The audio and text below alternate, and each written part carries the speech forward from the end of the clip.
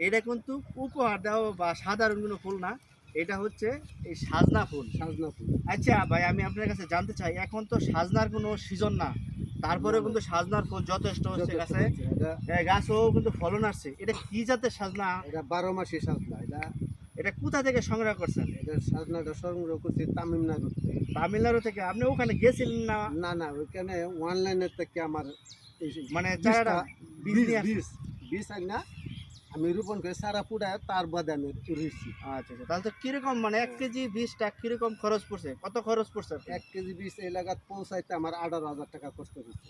18,000? তাহলে তো অনেক হ্যাঁ, খরচ। অনেক অনেক কষ্ট হয়েছে। ফলন কিরকম হয় মানে? ফলন আলহামদুলিল্লাহ ভালোই হয়, খারাপ হয় না।